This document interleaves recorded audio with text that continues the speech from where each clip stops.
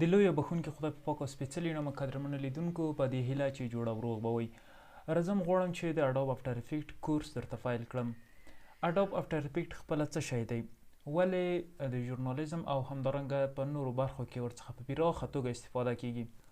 اډوب افټر افیکټ موږ او تاسو پر دوو مخو کاروو. لومړی موشن ګرافیک دی او دوهمه برخه ویجوال افیکټس یعنی سینمایي برخه ده. موشن ګرافیک کې موږ تاسو کولی شو مختلف لوګوګانې، موشنونه، همدارنګه اوفنر او کلوزر، همدارنګه د تجارتي اعلاناتو کې ورڅخه په پراخه توګه استفاده وکړو.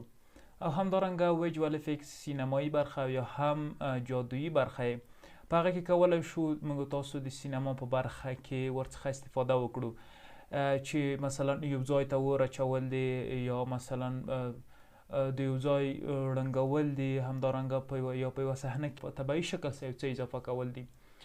راځم د دې هر څه دمخه غواړم افټر افیکټ درته خلاص کړم او د اډوب افټر افیکټ په سکرین باندې او همدارنګه په د هغې په خلاصولو باندې لومړی خبرې درته وکړم.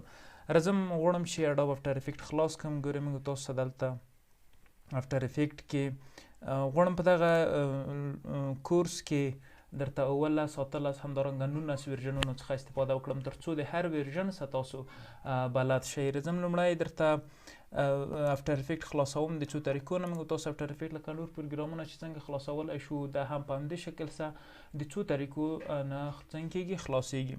ګورئ دا عمومي د اډوب افټر افیکټ عمومي سکرین دی د پریمیر په شکل باندې.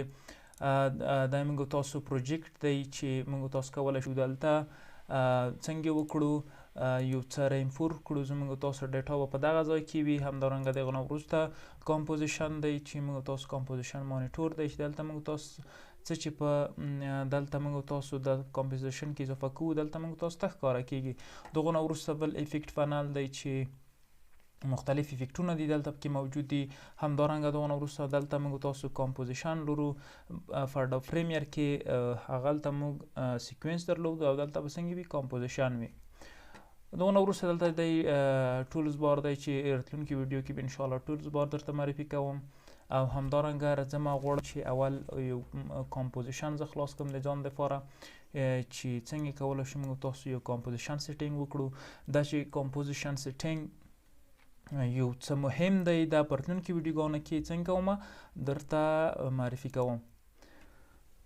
نو قدرمنو لیدونکو اډوب افټر افیکټ په دغه کورس کې انشاءالله مختلفې ویډیوګانې درته جوړوم، مختلفو پروژو باندې به کار کړو.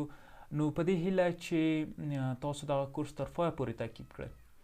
او که چیرې وغواړئ چې یوټیوب چینل ته سرښکاره کړئ نو ستاسو د سکرین په مخ باندې نوم به سرچ کړئ، کولی شئ یوټیوب ته داخل شئ. په یوټیوب کې بیا نور مختلفې ویډیوګانې شته چې د اډوبي کمپنۍ همدارنګه د کمرې د برخې ویډیوګانې نو چینل در سره سبسکرایب او دغه زنګولګه که هم ووایئ تر څو نوټیفیکیشن درته درکړل شي چې د راتلونکي ویډیو څخه هم خبر شي.